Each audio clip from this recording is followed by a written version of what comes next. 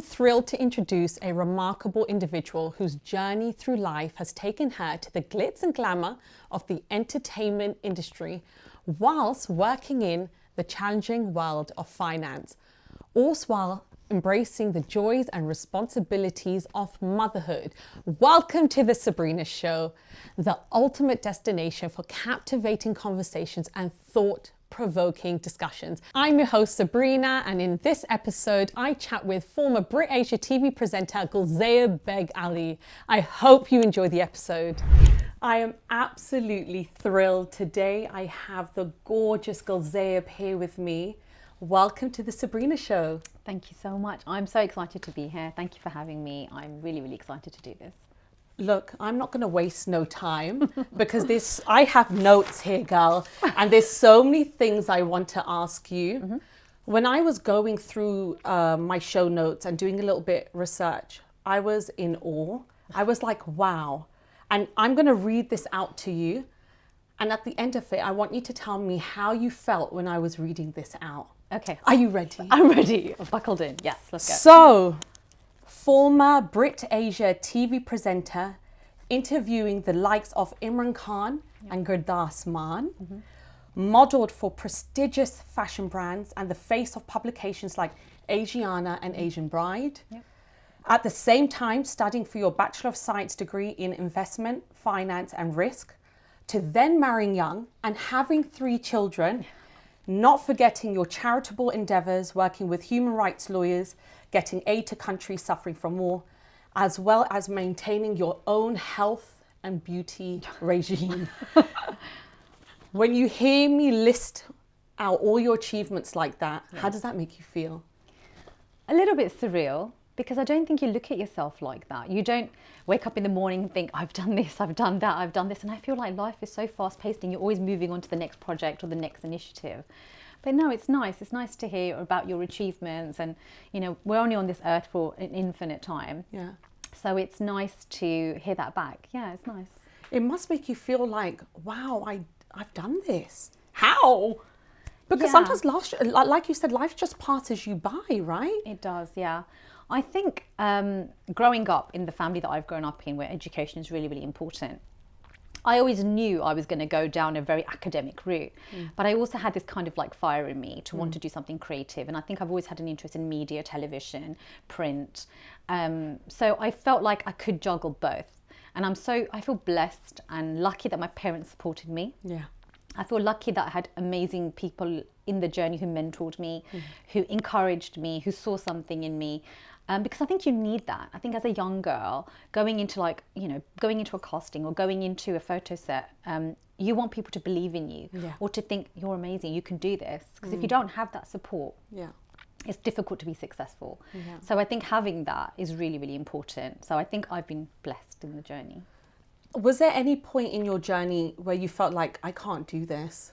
Like, yeah. Okay, good. I feel normal then. Yeah. So when my children came, so up until then, I was doing my modelling, I was doing my TV show, like we were filming twice a week. That's with a full-time job in banking. And anyone who works in corporate, anyone who works in a finance sector knows how stressful that is, very long hours. So I would get into the office for 7 a.m, 8 a.m, I'd work a whole day and then I'd shoot in the evening. And then my husband was on TV, he was on radio, he was going that way, I was going that way, I was going here. And I really missed him. We were like, we're not seeing each other. But we still made it work because he's so passionate about his media and his job. And I was so passionate. So it was working fine. Right. But when the children came, it's a different ball game, isn't it? Someone else's well-being and welfare comes before your own. Yeah. And when you become a mother, making sure they're okay, they have what they need, that you're there for all their milestones. That's when I had to take a step back and say, as much as I want to spin all these plates, something has to give in order to be successful as a mother, in order to be a loving mother. So that's when I was like, this is too much. I need to take a step back from something I'm very, very passionate about, but I have a new passion now. Right. So I want to go to not the very start, because you started at 14. Yeah. But I want to talk about a little bit about the presenting aspect of it. So you interviewed the likes of Imran Khan, Gulzaeb. What was that like? Amazing. Amazing. So because of the success I had in the modelling career, I was poached by Brit Asia. Right. And they were like, we'd love to give you your own show. Right. I was a bit apprehensive because I know I'm good taking a picture, but I wasn't sure how that would translate speaking to audiences. Would they like me? Would they be able to relate to me? But then I spoke to my husband. Obviously, he's Mutz Kutz and he's doing this for 20 years or whatever. And he's really good at it naturally. And I spoke to him and he was like, well, why don't you just give it a go? If it works, it works. If it doesn't, then, you know, it's not the end of the world. Right. I mean, I'm fortunate that this isn't my main income. So I was like, okay, if it works, great, I'll try it. Why not? Yeah. And then I started my show and we were so lucky that a lot of top artists, like Gulzaeb Beg Ali, the legend. Yes. Imran Khan was at the top of his game. Yeah. And these people wanted to come. They contacted my manager. They said, we want to come on her show. And it was amazing. Like, I have to say, Gulzaeb G. I feel like I have to say that. I can't just call him that. He was one of the most humble, sincere and kindest men I've met. And we meet a lot of men and women in this industry. Yeah. He was amazing, and he encouraged me to learn my Punjabi because I was speaking to him in Punjabi, and he was like, and I was so embarrassed because like speaking Punjabi to Gulzaeb Beg Ali, like, am I nuts? But he was like, no, it's really good. Keep it going. You're so good at it. Don't stop. And I was like, you know what? That's so nice. You didn't have to do that. No, not at all. So I've met some amazing artists along my journey who I'm still friends with today. Yeah. And it's amazing because I felt like I blew up on TV when the British Asian scene was at the peak. So we had people like Jay Sean, we had people like Jay Skills, we had H. Dharmi, Mumsy. Did you ever face any challenges being a South Asian presenter at that time? No, because I think as long as you have a story to tell, as long as you're good to your guests, as long as you have a following of some kind, you'll be fine. I think if I was to move into mainstream media, there would have been a few hurdles then. But I think in today's day and age, there's so much diversity and inclusion. I think it would have been fun. As a South Asian woman, I found no problems personally. I felt everyone was very welcoming. Everyone was excited to hear what you had to say. And I think we were booming. Yeah. Like our fashion was everywhere. Yeah. Our music was everywhere. Obviously, our food has been renowned for like centuries. Yeah, of course. But on the media scene, British Asian people have such a good foothold that I think people wanted to hear what we had to say. Yeah. So from that perspective, I had no problems. I think when it came to Brit Asia TV, in comparison to mainstream TV, we would obviously see the brown faces on Brit Asia TV, but we would hardly ever see women that looked like us. Oh, yeah. When watching TV now, we have the likes of Anila Dami and so many other fabulous presenters and people on TV. How does that make you feel seeing that evolution process? I'm super proud. Yeah. Super, super proud. I feel so happy when I see a brown person representing us on TV. Within any industry, whether it be music, whether it be fashion, whether it be politics. Yeah.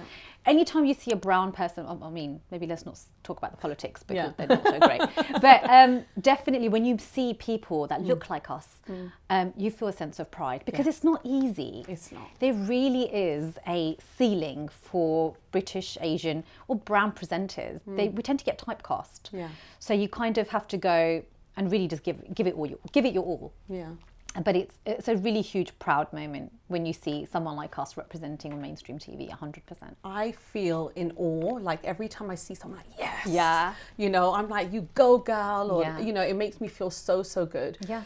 Being a budding presenter myself, look, I'm here to get all the juice out of you. Give me some tips, girl, like for people that may be watching that are thinking, you know what, I really want to give this a try. Yeah. What advice would you give them and me? Look, you're amazing at what you do. Thank and you. the reason for that is you have to be authentic.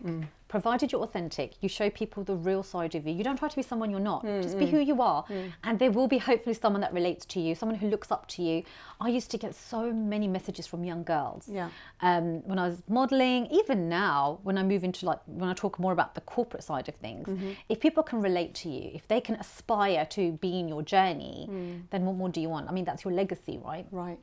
Be yourself and don't hesitate. Like, go for that. If there's a job interview that's a bit daunting or a step in an industry that you know nothing about, take the plunge, give it a go. Similar to what I did with like going into TV presenting. I had no idea if it would be successful. You just have to go for it and give it a shot. If it doesn't work out, so be it, but at least give it a shot and At least be you yourself. can say you tried, right? 100%. Just do what you can. If the opportunity arises, take it with both hands. Yeah, definitely. I feel like with myself, even though some people may not believe this, but I do suffer from like confidence. Oh gosh. And I know there's going to be loads of ladies that may be watching this and thinking, but how do you have the confidence to go for what you want? What inspires you or motivates you or says, you know what, I'm going to go for it? For me personally, I'm so driven, Sabrina. If I want something, if I can visualize it, I make it happen. We'll all get nervous. That's natural. You're going to be, nervous. If I have to go and stand in front of like a board, for example, or when I have to stand in front of, like when I was presenting huge shows, I used to stand in front of a huge audience. You do get nerve-wracked. It is a nerve-wracking experience. I've opened many Asiana shows, the first model out. Wow. And you do get like, oh God, I don't want to fall. I don't want to fall. Please don't let this sari top open. Please, God, don't let anything happen embarrassing to me. You do get nervous. Of course. But I don't know, for me, as soon as the light goes on or as soon as it's like go time, you've just got to pull it from within, and you just have to believe in yourself. You have to have confidence. Yeah. And I think also as a mother, I've noticed that when I'm speaking to my daughters, and my son too, because boys matter. Yeah. But especially for my daughter, because she's the eldest one, I always tell her to believe in herself. She can do this. Give her lots of positive encouragement. Like, you're amazing. You're confident. You have this in the bag. You can do this. Yeah. And I think I had that growing up. Yeah. My mum and my dad, maybe more my mum, because my dad was like, you study, you forget about this TV business. But my mum was like, you can do this.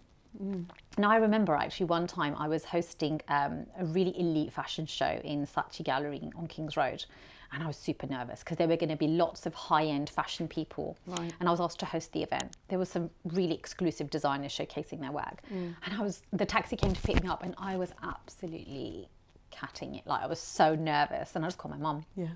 I said, Mum, I'm really nervous, and she's like, you've been doing this for ages. Don't be silly. No one can do this the way you do this.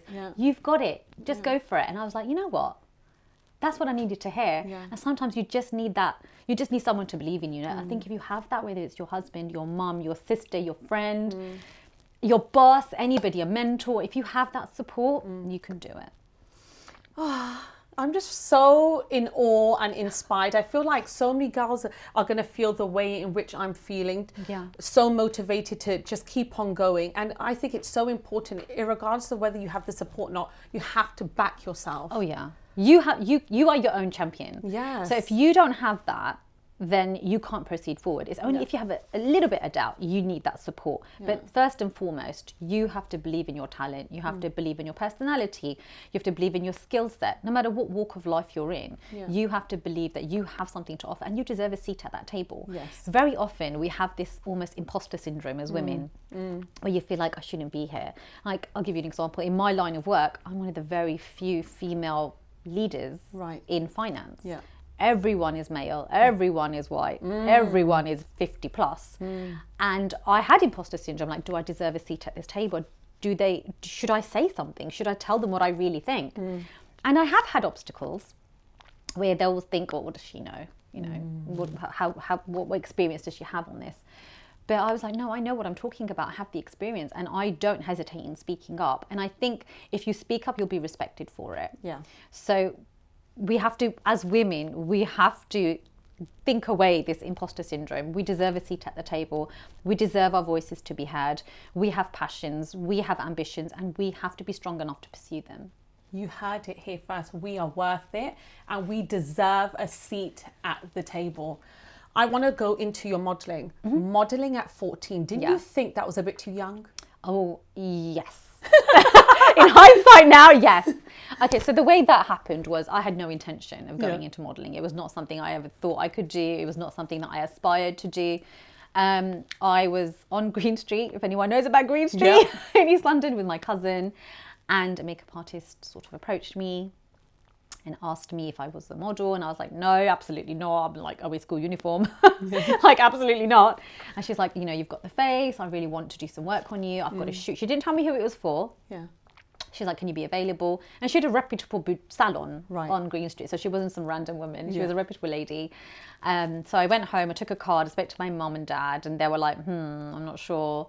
And I was like, it's just a photo shoot. It's just face. It's not clothes. I'm not going to be like, you know, mum and dad would think, oh my God, she's going to be nungy in the photo shoot. Like, what type of photo shoot What is this photo shoot? What kind of like strange photographers come up to my daughter?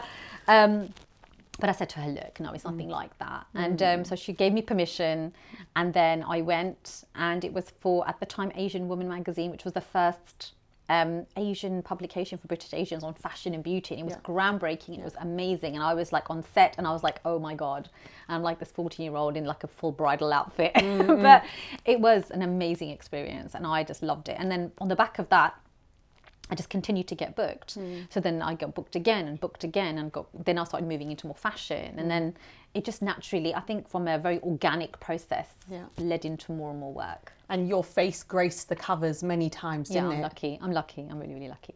I have some really exciting news. Being a small business owner myself, I'm always looking for ways to taking my business to the next level. It's really important for me that I'm showcasing my brand, products or services in a way that really talks to my ideal client. We're offering a variety of sponsorship packages that will help you do exactly that. Could your next client be watching the show? Your brand will be showcased to our engaged audience right in the middle of their favorite show. From shout outs to full-on dedicated segments, we have a package that will suit your brand's needs. Reach out today and let's make your brand the star of the show. Drop us an email to find out more. So the fashion industry does get criticized sometimes for body shape and what it represents. It has evolved over time, but what was it like when you was in the industry? I think it's a bit different for Asian models. It was when I started, like I'm talking about 20 years ago now, right? So I think South Asian women are voluptuous. We're curvy, we're dusky, I think our beauty is not the same as Western standards. We weren't into that Kate Moss heroine chic. For us, it was the Siri Devis or the Madhuris or the Charismas or the Ravina Tandons, who are a lot more curvier. So I think we had those role models, and I'm so fortunate that we grew up with those kind of role models, the Bollywood actresses. And that pressure, although it was there, like I don't want to not explain that you do feel a pressure to stay as fit as a model, but I don't think that sort of heroin chic waif thin model was there. I don't think I had that pressure anyway. And plus, I'm not super skinny. I never have been super skinny. I've always had I've shaped my body, and I think that works for fashion, in Asian fashion. Like your sari looks better when you've got something to put in it. You've got a little bit of curves, girl. You've got to put something in that sari. Yeah, you know? Definitely. Being a mum, and you already mentioned you have 2 daughters. Yes. How has your outlook changed? Obviously, they're scrolling the net, they're looking on Instagram, they may be picking up a magazine, and they see it all. as teenage girls, you compare yourself. And what's that conversation like with them? So my daughters are young. So Anise is 10, Alina's 5, my son is 9. So they're not at that age where they can access social media just yet. They have seen me in my magazines, and they're like, wow, this is amazing, I want to do that. I don't put pictures of my children on social media because I want to protect them for that reason. If they want to go on social media, that's their decision. But it worries me as a mother what I see now, because it's scary. Like the way people converse and the ideals and just the information that's out there and the opinions that are out there. You want to protect your children as much as you can. But in terms of body image, that starts at home. Not always, but I think that's a good foundation. Start at home. I don't ever criticize my body. I don't ever say, oh, I look like this, I look like that. I talk about the importance of going to the gym, eating healthy. Yes, they can have a cookie after dinner, but not every day.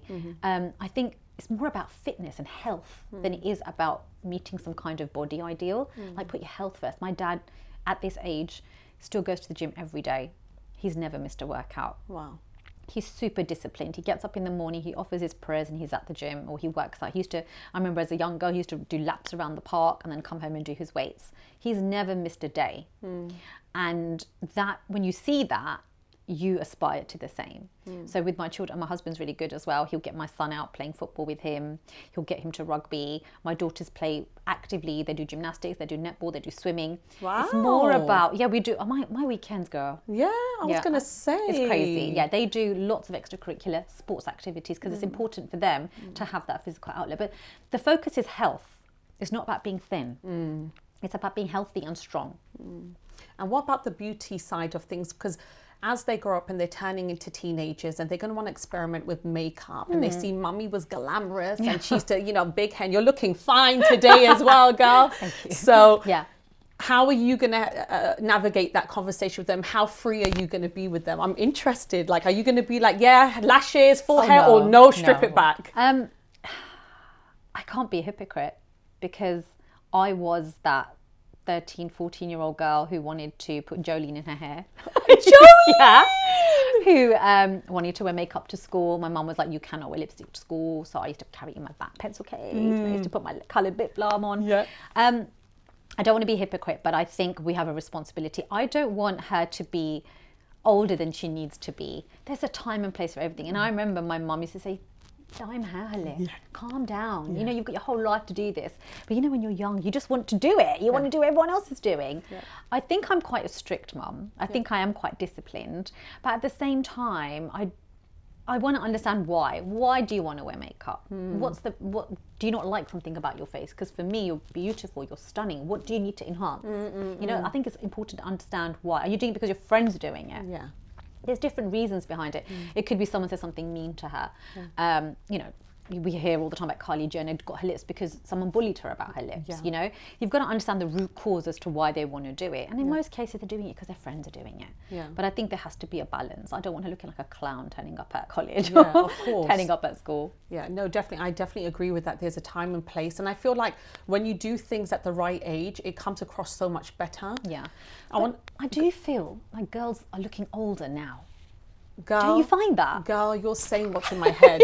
You know, seriously, there's girls I see on Instagram and they're like 20s. I'm like, you look like you're 40. Yeah. You don't need all of it. I think that's also cosmetic procedures that they're having done. But I meant more like, you know, like 12-year-old, 13-year-old girls. Yeah. They look like they're in their 20s. Yes. Because they're like trying to rush the process. And it's like, take your time, enjoy it. You've got your whole life to do that. And there's so much beauty in youth. Like, I look at myself like, where's my youth gone? Yeah. I need to do all this. Whereas before, you slap on some cream, tinted moisturizer that's it. out the door. Yeah. Lip balm, mascara out the door. Now it's like the foundation, contouring, lips, lining, and it's just, it doesn't stop. So give me some of that youth, you know? Yeah. I think everything's in hindsight, isn't it? Yes. Like when you're young, you want to do all these things. I remember I wanted to get my belly button pierced, and my mum was like, are you mad? Who are you going to show it to? No one's going to see it. Yeah. And you want to do all these rebellious things when you're younger. And then looking back at it now, I'm so glad that someone had the sense to say, don't do something like that. You'll regret it. Yeah. But I also feel like these are lessons you have to learn along the way. Yeah, and I think if everyone wants to experiment, don't they? Yeah. Absolutely, and I don't think you should hinder that either. There's a limit. Obviously, you want your child to be safe, but and you want them to explore their individuality, because I definitely did. I did lots of makeup. I was on shoots at a young age. You know, I flew around doing photo shoots, and I definitely figured out what works for me, what clothes I like, how I like my hair and my makeup, and what jewelry I like.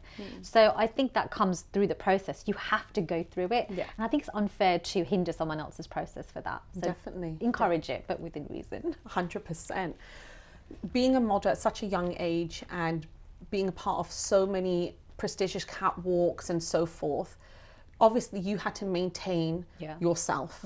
I want to talk about that process and how that process has carried you through to who you are today, and the fact that you look amazing after 3 kids. Like, girl, like, give the viewers some hints, tips and tricks. I want to know creams. I want to know health. Like, what is it that you're doing to ensure that you're maintaining that? And not just on a surface level of, you know, this is the creams I'm using, whatnot, but like, is there things that you're doing for the soul as well? Yeah.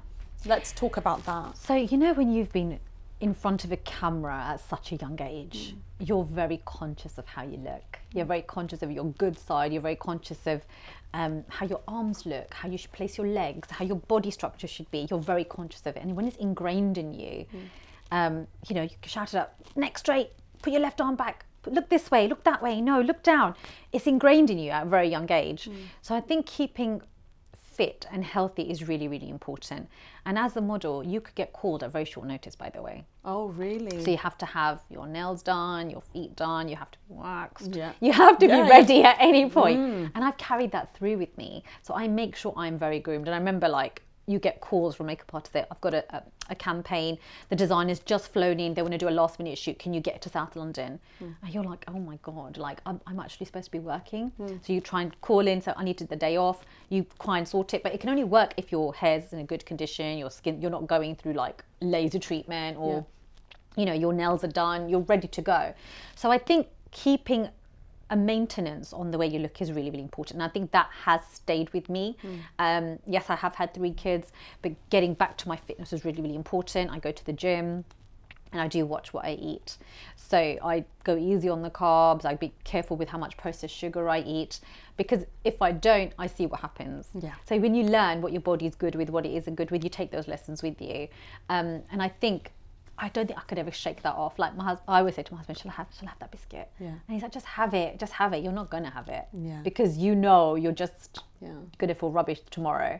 So then it's amazing how disciplined you are and motivated. Like you're saying, your husband say, oh, would you want that biscuit? I'd be like, pass me the bloody pack. Why are you even asking me? I have no discipline. And I feel like women that have had, for me personally, after I've had kids, my I don't recognize my body anymore. Really? Yeah, like I'm like, who is this person? I've always been someone that's really slim, and then I'm really finding it hard to get rid of the extra weight. And my kids are 5 and 8, for God's sakes. You know, by now it should have happened. But I feel like a lot of women struggle with this, struggle to show up as their best self, struggle with their confidence. What advice would you give them? You know, it's really bizarre that you say that, because when I would go out with my friends, I would say, and I'll give you an example, I'm a starter and a main kind of a girl. And my friends were like, no, we're here for the 3 course. And I just can't do it.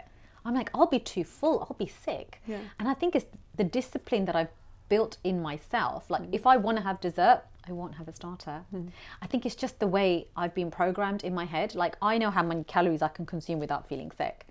And I just think you have to be disciplined. But it is hard after children, and I struggle too, because you kind of fall out of your good habits, because you know, sometimes you're just grabbing a nugget, or you're eating their chips, you're eating what they've left over, or let me finish your pancake. It does happen. It does happen. But you know what? I also think it's you not taking time out for yourself. So if you take out time for yourself and say, you know what, I have to prioritize my health. I'm going to take out an hour a day or an hour 3 times a week, and I'm just going to go to the gym and listen to my music without anybody else. It's taking time for yourself. It's not about getting skinny. It's about how much time do you get on your own? Where there's no children, no husband, no in-laws, no family. It's just you. You've got to take that time out for yourself.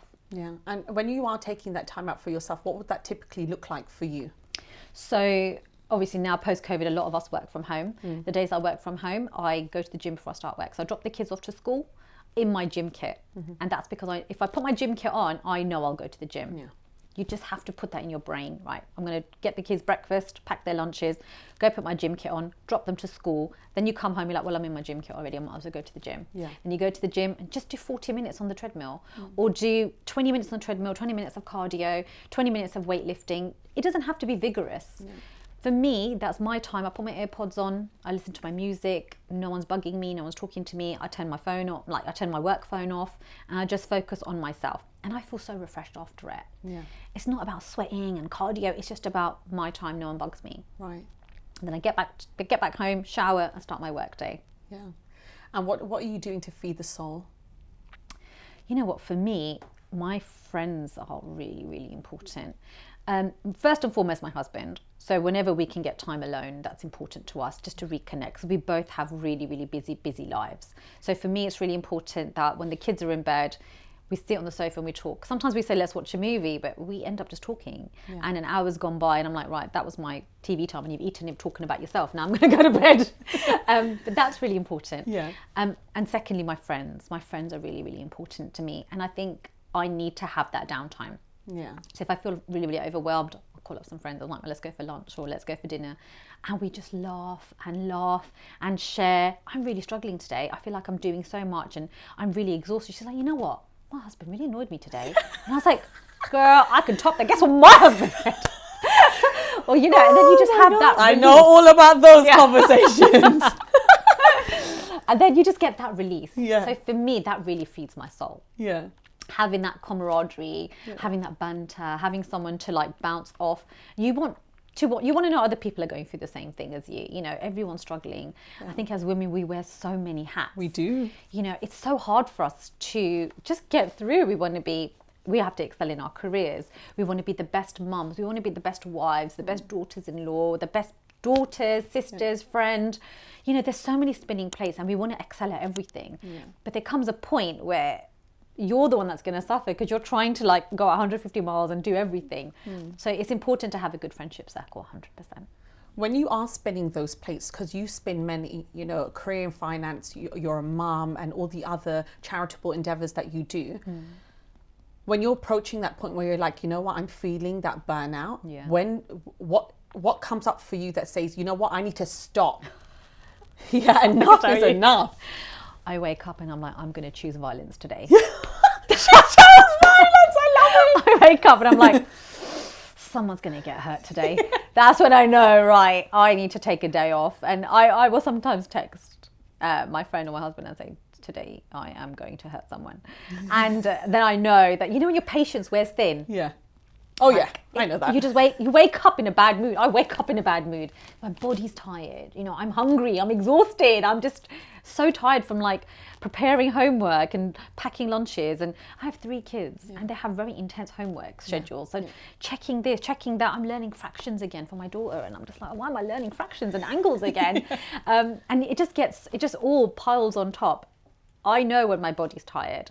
I just take a day off. And I'm lucky that I have the luxury to do that. For me, it's just while the kids are at school. You can't do it when the kids are at home. You just can't because they will want you for something or the other. So when I know it's all coming to a head, you get that feeling, you know, you start to get moody, you get snappy, you get like really angry, really basic things. Then I was like, right, I need to do a reset.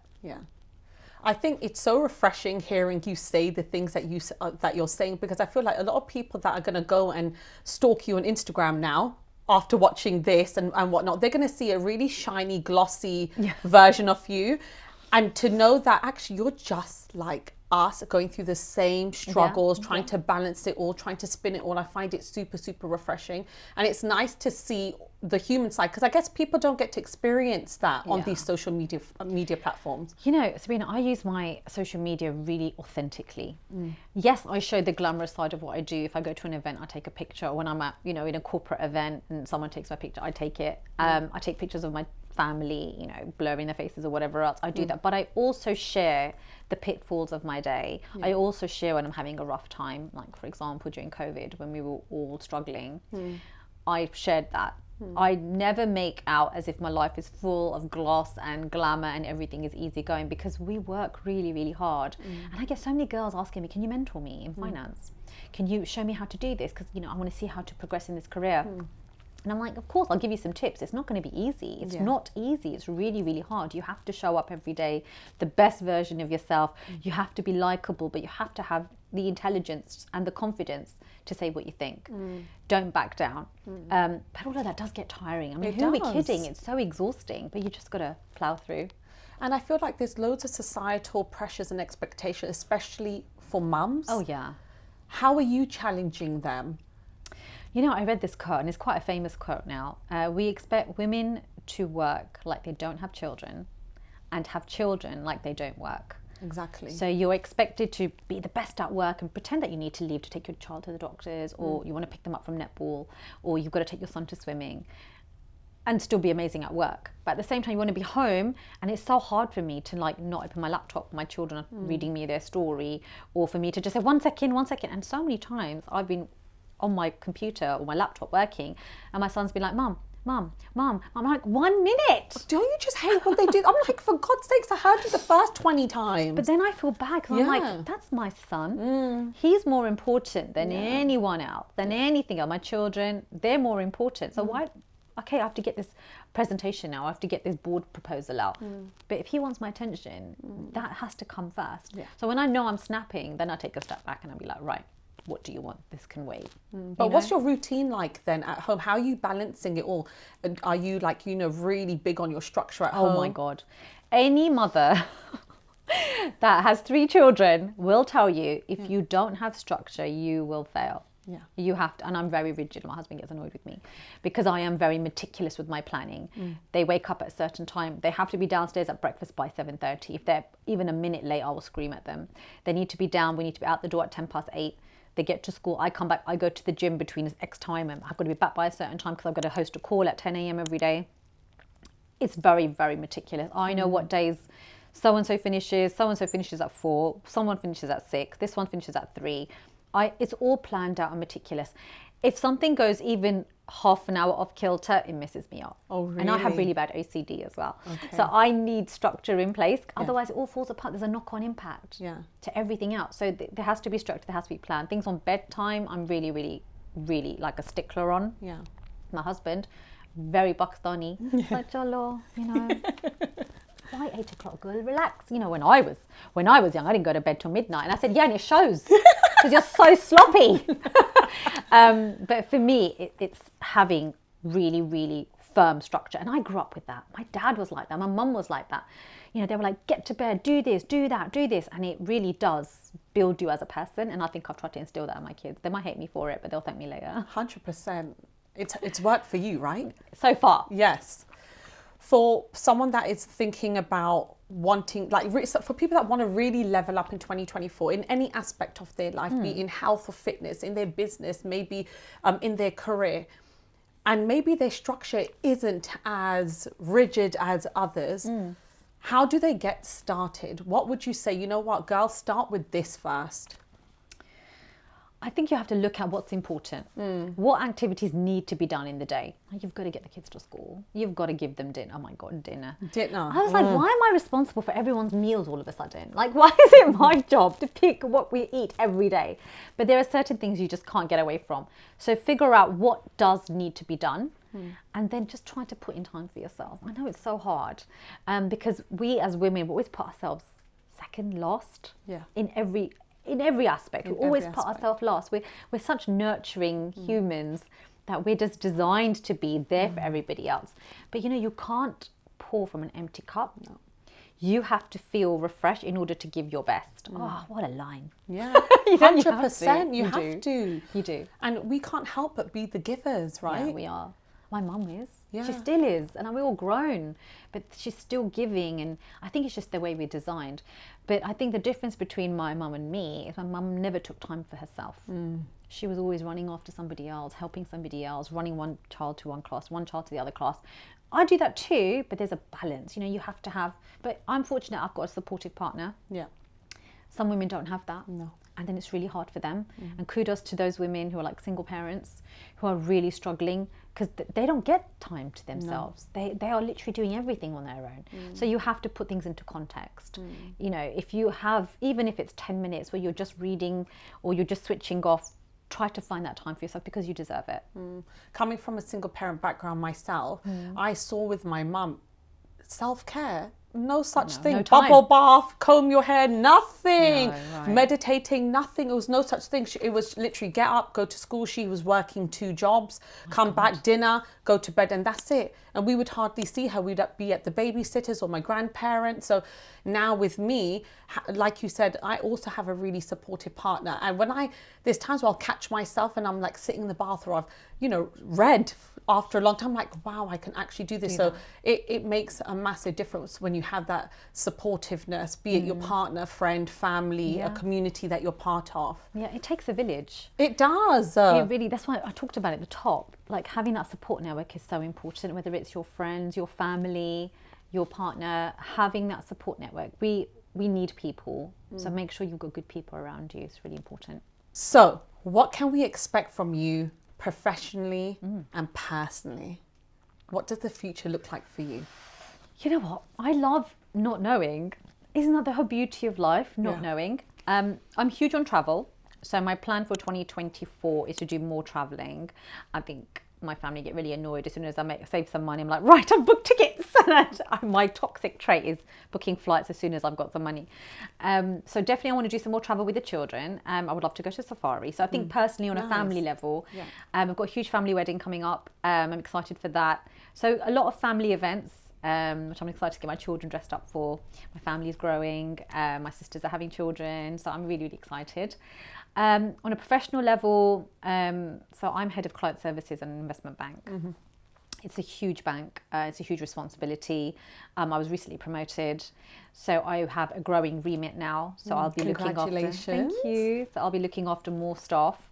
So I'm excited on a professional level to climb the ladder and really raise my profile as a brown woman in finance. There's not many of us at that level. There's lots of women working in finance, but many take a career break or they come across obstacles, they have children. It's really hard. So to push through is something I'm really, really proud of. Hoping to take that to the next level. I'm also doing some more photo shoots again, so I'm excited to do those. I took a break after I had my children. I just did not have the time. But I've got a few campaigns coming up this year, which I'm excited to do. So yeah, other than that, I'm just hoping for a healthy, happy journey, spend some more quality time with my children, and just be present. I think it's really important to be present. I felt like I'm always doing things, but half and half, like I'm working or I'm listening or I'm doing this. I just want to be present. So whoever I'm with, whether it's my children, my husband, my friends, at work, I want to be fully present. So that's my goal for this year. Amazing. I wish you all the best with it, honestly. Thank you. You're such an inspiration. I can't wait to see the campaigns that you've got coming up, this year or next year. It's been an absolute pleasure deep diving with Gulzaeb today, and thank you so much for coming on the Sabrina Show. Oh, it's so much fun. Thank you so much.